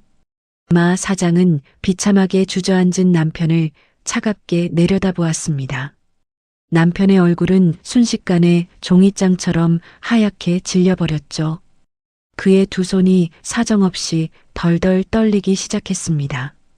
남편은 믿기지 않는 듯 제 도장을 손가락으로 가리켰습니다. 그 손가락 끝마저 아주 처량하게 떨리고 있었죠. 이럴 리가 없어. 말도 안 돼. 소은이가 진짜로 이 집을 팔았다고? 남편의 목소리는 힘없이 쩍쩍 갈라지고 있었습니다. 그는 그대로 바닥에 털썩 주저앉아 떨리는 손으로 차가운 마루를 짚었습니다. 시린 마루의 감촉이 남편의 손바닥에 닿았죠. 그때 시어머니가 정신을 차렸는지 마 사장 앞으로 달려들었습니다. 그러더니 삿대질을 하며 마 사장의 가슴을 푹푹 찔렀죠. 야, 이놈아. 내 며느리가 팔았어도 우리 아들 동의가 없으면 이거 다 무효야, 무효. 시어머니가 악을 쓰며 소리쳤습니다. 목에 시뻘건 핏대가 섰더라고요.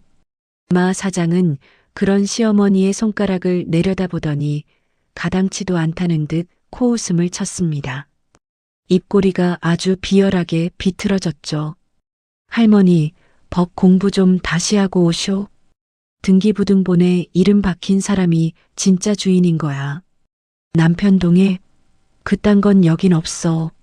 마 사장이 시어머니의 손가락을 툭 쳐내자 시어머니는 뒤로 비틀거리며 중심을 잃었습니다. 그는 뒤에 버티고 선 부하들을 향해 턱짓을 하며 차갑게 명령했죠. 말 안 통하네. 작업 시작해라. 싹 다 드러내. 명령이 떨어지기가 무섭게 검은 양복의 사내들이 일제히 움직였습니다. 거실 가구들을 향해 거친 손길을 뻗었죠. 남편은 바닥에 주저앉은 채 넉나간 얼굴로 그 광경을 바라보았고 시어머니는 겁에 질려 안방 쪽으로 뒷걸음질을 쳤습니다. 두 사람의 얼굴에는 순식간에 짙은 공포가 번져나갔습니다. 덩치 큰 사내 둘이 거실 텔레비전 앞으로 성큼성큼 다가갔습니다. 한 명은 뒤쪽 전원선을 무자비하게 뽑아버렸고 다른 한 명은 65인치 대형 화면을 번쩍 들어 올렸죠. 사내들은 텔레비전을 들고 활짝 열린 현관문 밖으로 향했습니다. 복도 바닥에 쿵 하고 텔레비전이 놓이는 무거운 소리가 온 집안에 울려 퍼졌습니다.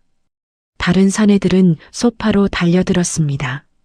김치국물 얼룩이 흉하게 남은 바로 그 이태리제 패브릭 소파였죠. 안 돼. 이거 내 살림이야. 시어머니가 비명을 지르며 소파 팔걸이에 필사적으로 매달렸습니다. 손등에 핏줄이 돋을 정도로 힘을 줬지만 덩치 큰 사내가 시어머니의 어깨를 툭 밀치자 허무하게 바닥으로 나뒹굴고 말았습니다. 엉덩이가 마루에 부딪히며 퍽 하는 둔탁한 소리가 났죠. 소파마저 현관문을 빠져나가 복도에 덩그러니 놓였습니다. 남편은 바닥에서 일어나 떨리는 손으로 핸드폰을 꺼내 들었습니다. 어디론가 신고하려던 찰나 마 사장이 다가와 남편의 손목을 탁 쳤죠. 핸드폰이 바닥에 떨어지며 쨍그랑하고 액정이 박살났습니다. 금이 간 화면 위로 불빛만 가련하게 깜빡거렸어요. 신고 해봐라. 내 집 내가 청소하겠다는데 경찰이 뭘 하나 보자고. 마 사장은 그대로 남편의 멱살을 움켜쥐었습니다. 그러고는 짐짝처럼 질질 끌고 나가 복도 바닥에 내동댕이 쳤습니다. 남편은 신발도 못 신은 채 텔레비전 옆에 꼴사납게 나뒹굴었습니다. 그 시각 저는 호텔방 소파에 아주 편안하게 앉아 있었습니다. 손에 든 와인잔 속 붉은 액체가 여유롭게 찰랑거렸죠. 와인을 한 모금 머금은 순간 핸드폰에서 아파트 관리실 앱 알림이 울렸습니다. 이사 중 소음 발생 민원 접수. 메시지를 읽는 제 입꼬리가 천천히 올라갔습니다. 저는 창밖 도시 풍경을 향해 와인잔을 가볍게 들어 올렸습니다. 거실에서 쫓겨난 시어머니는 아픈 허리를 짚으며 겨우 일어났습니다. 사방에서 식탁과 의자들이 현관 밖으로 실려나가고 있었죠. 시어머니는 황급히 몸을 돌려 안방으로 뛰어들어갔습니다. 그러고는 문을 쾅 닫고 안쪽 잠금 장치를 찰칵 돌려버렸습니다. 문에 등을 기댄 채 거실 전체가 뜯겨나가는 소리를 들으며 비명을 질렀죠. 내가 이 방 차지하려고 얼마나 고생했는데 절대 못 나가. 하지만 문 너머로는 쿵쿵거리는 묵직한 발소리가 점점 가까워지고 있었습니다. 복도로 쫓겨난 남편은 맨발로 차가운 바닥을 딛고 서서 안으로 들어가려 발버둥 쳤지만 사내들이 팔짱을 낀 채 벽처럼 막아섰습니다. 엄마, 문 열어. 남편이 울부짖었지만 안방문은 굳건히 닫힌 채였습니다. 마 사장이 여유롭게 안방문 앞으로 걸어왔습니다. 귀를 한번 후비더니 부하가 가져온 공구 가방에서 묵직한 쇠지렛대, 일명 빠르를 꺼내 들었죠. 날카롭게 휘어진 쇠끝이 형광등 불빛 아래 차갑게 빛났습니다. 마 사장은 문틈에 빠르를 갖다 대며 낮게 은조렸습니다. 아줌마, 셀프로 나올래? 아니면 문짝이랑 같이 나올래? 딱 3초 준다. 방 안에서는 숨죽인 정적만이 흘렀습니다. 그 사이 복도에서 무릎을 꿇은 남편은 두 손을 모아 빌기 시작했습니다. 우리 엄마 심장 약해요. 제발 그만하세요. 눈물 콧물이 범벅이 된 남편의 얼굴이 바닥에 닿을 듯 말 듯 했습니다. 마 사장은 들은 채도 하지 않고 빠르를 문틈에 밀어 넣었습니다. 그때 부하 한 명이 남편 앞에 핸드폰을 들이밀었습니다. 아저씨, 전 주인이 남긴 마지막 메시지나 좀 들으쇼. 화면 속 재생 버튼이 눌리자 제 목소리가 차갑게 흘러나오기 시작했습니다. 그 집 한 돈으로 내 노후는 준비됐어. 당신이랑 어머님은 그 똑똑한 머리로 잘 살아봐. 제가 마 사장에게 보냈던 음성 메시지였습니다. 차갑고 또렷한 제 목소리가 복도 전체에 울려 퍼졌죠. 남편은 멍하니 고개를 들어 핸드폰 화면을 바라보았습니다. 눈이 휘둥그레진 채 입이 반쯤 벌어지더군요. 메시지가 끝나자 부하가 핸드폰을 주머니에 쏙 넣었습니다. 남편은 그 자리에 돌처럼 얼어붙어 있었습니다. 힘없이 늘어진 손바닥이 차가운 복도 바닥을 짚었죠. 남편의 얼굴에서 순식간에 핏기가 빠져나가며 하얗게 질렸습니다. 입술을 파르르 떨던 남편이 바닥을 주먹으로 내리쳤습니다. 퍽 하고 둔탁한 소리가 났죠. 분함에 못 이겨 한 번 더 내리치자 손바닥이 벌겋게 변해버렸습니다. 아! 남편의 입에서 허망한 신음이 새어나왔고 고개는 힘없이 꺾였습니다. 이제 정말 빈털터리가 되었다는 걸 그제야 깨달은 것 같더라고요. 남편이 망연자실한 표정으로 허공을 바라보는 사이 안방 안에서는 시어머니의 비명이 터져 나왔습니다. 살려주세요. 강도야. 시어머니가 악을 썼지만 복도의 이웃들은 오히려 문을 더 꽁꽁 닫아걸 뿐이었습니다. 마 사장이 빠르를 바닥에 던지자 쨍그랑 소리가 났습니다. 그는 부하에게 손짓해 전동 드릴을 받아들었죠. 검은 몸체에 날카로운 비트가 꽂힌 드릴이 흉측하게 빛났습니다. 마 사장이 안방 문 경첩 앞으로 성큼 다가갔습니다. 시간 끝났다. 마 사장이 낮게 읊조리며 드릴 스위치를 눌렀습니다. 위잉 마이너스 하는 날카로운 기계음이 고요한 복도를 찢어 놓았죠. 드릴 이 나사 머리에 닿자 끼익 쇠 갈리는 소리가 터져 나왔습니다. 안방 안의 비명 소리도 드릴 소리에 묻혀 희미하게 들릴 뿐이었죠. 첫 번째 나사가 땅하고 바닥에 떨어졌습니다. 마 사장은 멈추지 않고 아래쪽 경첩으로 이동해 드릴을 들이밀었죠. 위잉, 기익. 마지막 나사까지 바닥으로 튕겨나가자 문이 덜컹거렸습니다. 경첩이 빠진 쪽이 아래로 툭 기울며 위태롭게 매달렸죠. 이제 문 손잡이 쪽 잠금 장치만이 문을 겨우 붙잡고 있었습니다. 마 사장은 드릴을 내려놓고 몇 발짝 뒤로 물러났습니다. 가슴을 크게 부풀리며 숨을 고르더군요. 복도의 남편은 공포에 질려 눈을 감고 귀를 막아버렸습니다. 문 바로 뒤에서는 시어머니가 필사적으로 문을 붙잡고 버티는 소리가 들렸습니다. 안 돼. 시어머니의 갈라진 목소리가 문틈으로 새어나왔죠. 마 사장이 도움닫기 자세를 잡았습니다. 그의 날카로운 눈이 흔들리는 안방문을 똑바로 노려보았습니다. 마 사장이 앞으로 힘차게 뛰어나갔습니다. 한 발로 바닥을 지니기듯 밟으며 몸이 허공으로 솟구쳤죠. 그의 묵직한 발바닥이 문짝 한가운데를 향해 날아갔습니다. 방패. 마 사장의 고함과 함께 쿠당탕 마이너스 굉음이 터져 나왔습니다. 문짝이 통째로 뜯겨나갔습니다. 잠금 장치가 문틀에서 뽑히며 금속이 찢어지는 비명이 들렸죠. 무거운 나무 문짝이 안쪽으로 맥없이 고꾸라졌습니다. 쿵! 소리와 함께 먼지가 자욱하게 피어올랐습니다. 문 뒤에서 버티던 시어머니는 쓰러지는 문짝을 피하지 못하고 나자빠졌습니다. 허공에 팔을 휘저었지만 소용없었죠. 퍽 소리와 함께 엉덩방아를 찧은 시어머니는 침대 모서리에 등을 찍고 말았습니다. 고통에 얼굴을 일그러뜨리며 바닥에 주저앉아 몸을 웅크렸죠. 뿌연 먼지 사이로 마 사장의 거대한 실루엣이 나타났습니다. 그가 쓰러진 문짝 위로 거침없이 발을 올렸습니다. 뚜벅, 뚜벅. 구두 밑창에 밟힌 나무 문짝이 비명을 지르며 삐걱거렸습니다. 마치 레드카펫을 밟듯 당당하게 안방 한가운데로 들어섰죠. 마 사장이 주저앉은 시어머니를 차갑게 내려다보았습니다. 시어머니가 고개를 들자 마 사장의 험악한 얼굴이 눈에 들어왔습니다. 번쩍이는 금목걸이와 팔뚝의 용 문신이 형광등 아래 선명하게 드러났죠.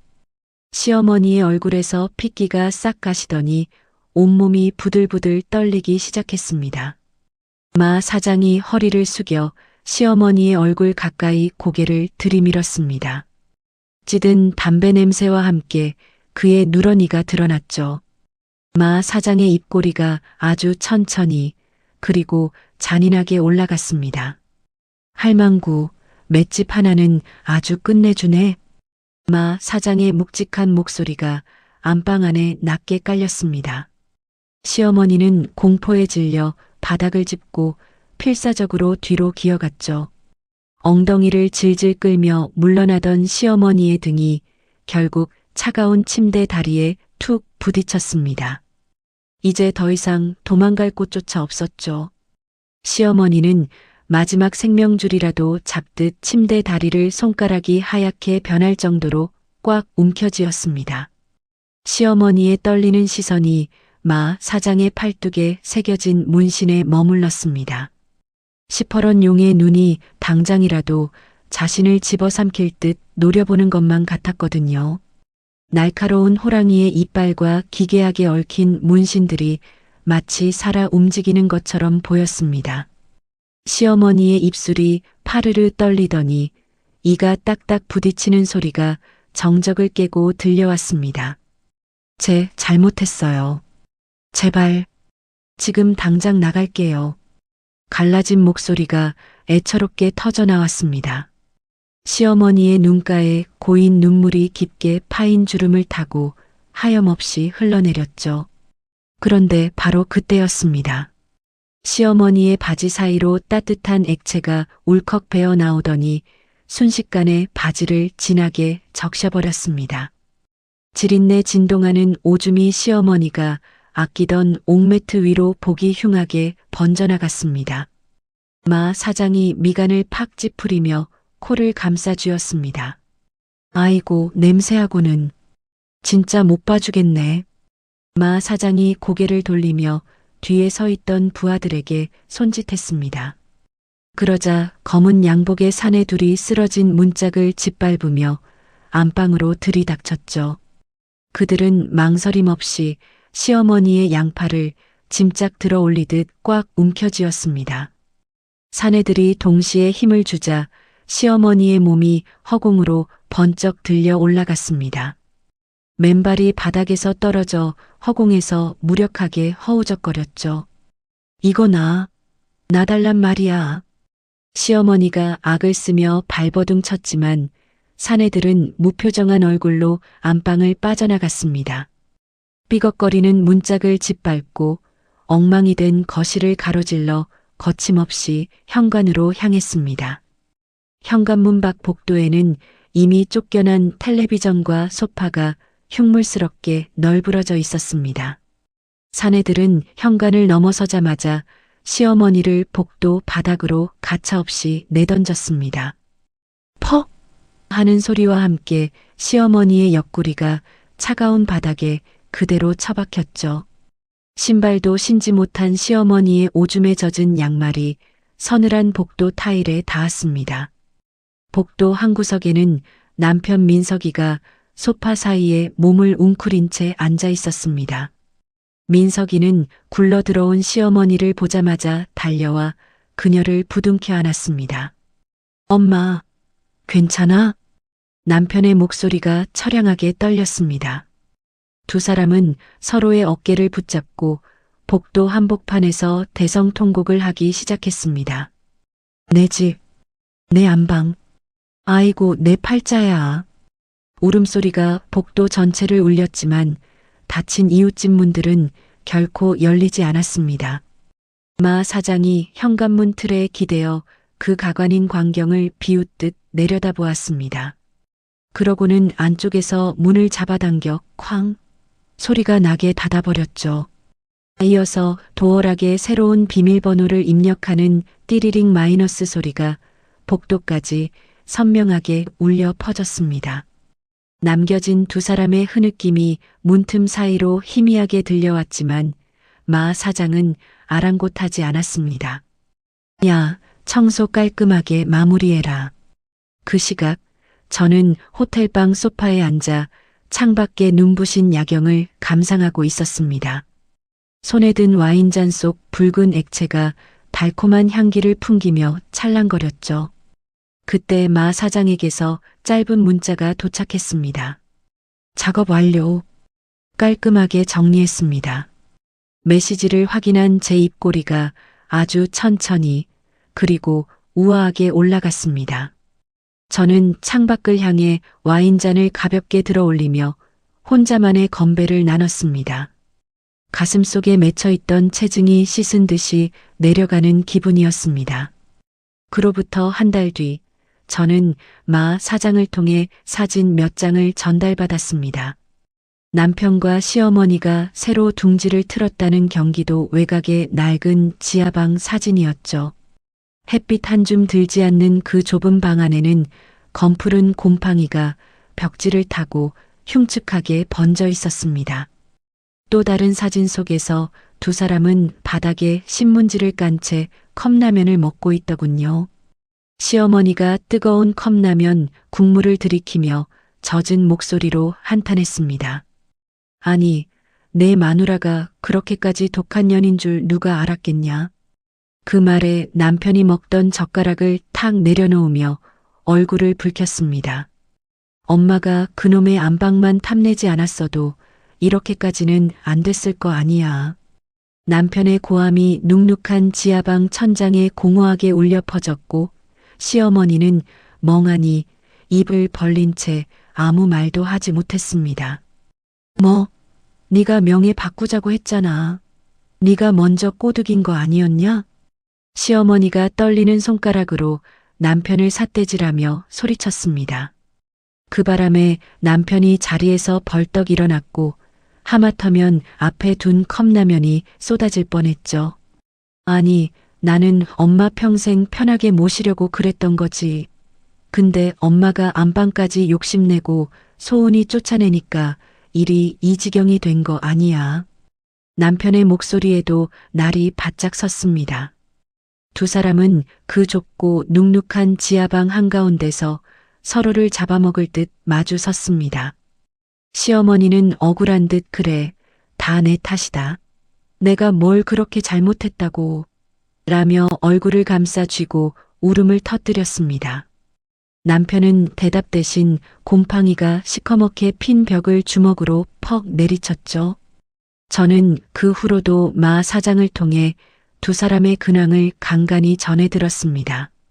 남편은 저를 상대로 재산 분할 소송이라도 걸어보려고 변호사를 찾아갔다더군요.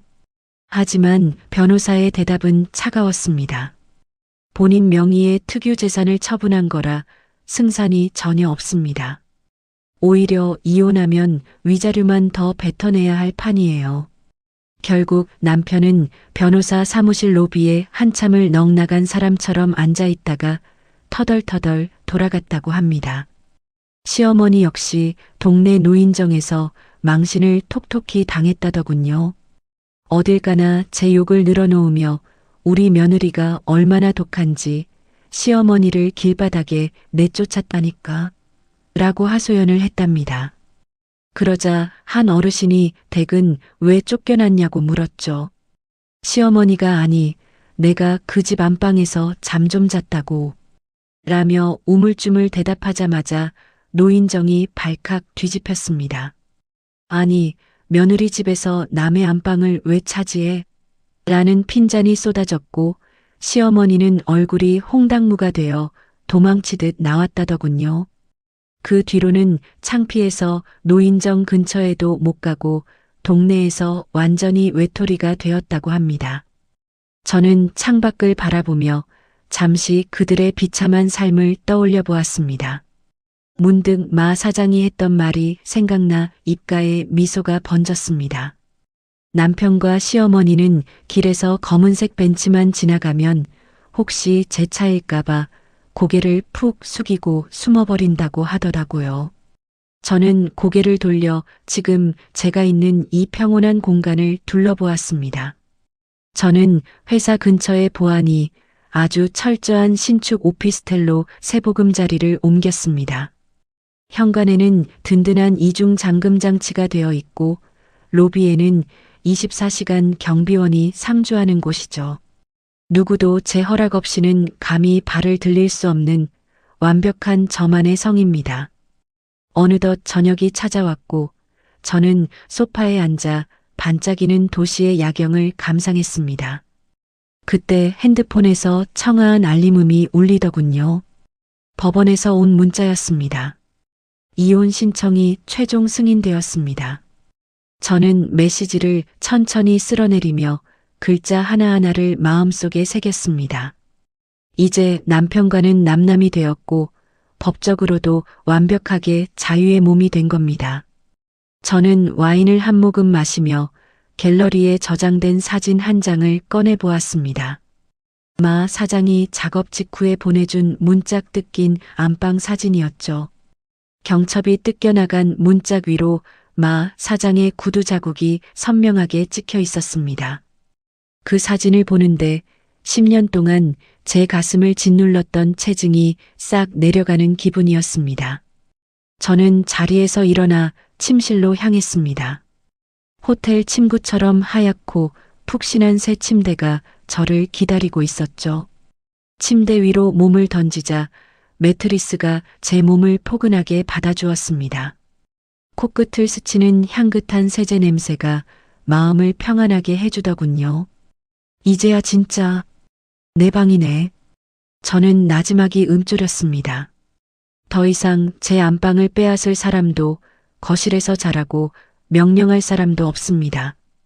제 물건을 비닐봉지에 담아 내팽개칠 사람은 더더욱 없죠. 저는 스탠드 불을 끄고 완벽한 어둠 속에 몸을 맡겼습니다. 시어머니의 코 고는 소리도 남편의 게임 소리도 없는 완벽한 고요함. 오직 제 숨소리만이 방 안을 고르게 채웠습니다. 이불을 어깨까지 끌어올리자 따뜻한 온기가 온몸을 감쌌죠. 저는 그 평화로운 고요 속에서 깊은 잠에 빠져들었습니다. 정말 오랜만에 악몽 없는 아주 달콤한 밤이었습니다. 여러분, 오늘 이야기 어떠셨나요? 내 돈과 아버지의 유산으로 마련한 소중한 집인데 그 권리를 무시당하고 쫓겨났을 때 소은이의 심정이 어땠을까요? 참고 참았지만 소중한 추억까지 더럽혀졌을 때 그 분노는 아마 상상도 못할 만큼 컸을 겁니다. 세상에는 무조건 착하게만 살면 오히려 손해보는 일들이 분명히 있습니다. 내 것을 지키기 위해서는 때로는 차갑고 단호한 결단이 필요하죠. 소은이는 무의미한 감정 싸움 대신 아주 냉정하고 확실한 자기만의 방식으로 문제를 해결했습니다. 결국 남의 것을 탐내던 사람들은 차가운 지하방으로 밀려났고 소은이는 진정한 평화를 되찾았습니다. 내 집에서 내가 주인으로 사는 것, 어찌 보면 당연한 일이지만 때로는 참 어려운 일이기도 하죠. 오늘 이야기가 여러분의 답답한 가슴에 조금이나마 통쾌한 한방이 되었기를 바랍니다. 오늘 이야기를 끝까지 들어주신 모든 분들께 진심으로 감사드립니다. 재미있게 들으셨다면 따뜻한 댓글 한마디 남겨주세요. 여러분의 좋아요와 구독은 저에게 아주 큰 힘이 됩니다. 그럼 저는 다음번에 더 흥미진진한 이야기로 찾아뵙겠습니다. 편안한 밤 되세요. 감사합니다.